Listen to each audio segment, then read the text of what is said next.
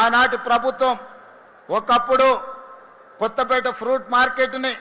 కోహెడకు తరలించినప్పుడు అత్తర్బుత్తర్ టెంట్లేసి రేకులేసి పెడితే గాలి దుమారానికి ఆ రేకులు ఆ టెంట్లు కూలిపోయి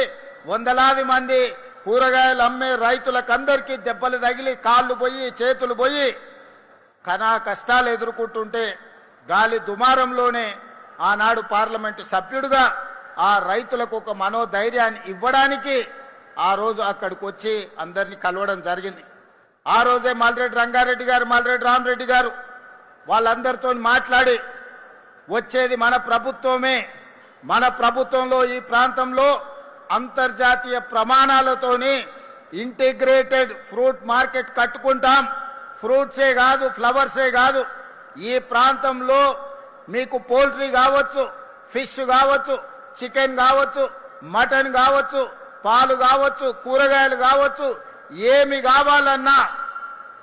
నగరం నుంచే కాదు రాష్ట్రం నలుమూలల నుంచి ఎవరి ఇంట్లో పెండ్లున్నా ఎవరి ఇంట్లో పండగ ఉన్నా ఏమి కొనాలన్నా ఇక్కడికి వస్తే అన్ని అందుబాటులో ఉండే విధంగా ఈనాడు 240 ఎకరాలలో 2400 కోట్ల రూపాయలు వెచ్చించి అంతర్జాతీయ స్థాయిలో ఈ రోజు కోహెడా ఫ్రూట్ మార్కెట్ను మనం ప్రారంభించుకుంటున్నామని చెప్పడానికి నేను సంతోషపడుతున్నా. మిత్రులారా, ఏ విధంగా అయితే అంతర్జాతీయ ఎయిర్పోర్ట్ శంషాబాద్లో మనకు అంతర్జాతీయ గుర్తింపు తెచ్చిందో, అంతర్జాతీయ ఎయిర్పోర్ట్ తర్వాత వివిధ రాష్ట్రాలలోనే కాదు వివిధ దేశాలలో మన గుర్తింపు, మన గౌరవాన్ని ఈ కోహెడా ఫ్రూట్ మార్కెట్ తీసుకొస్తుందని చెప్పడానికి నేను సంతోషిస్తున్నాను. మీ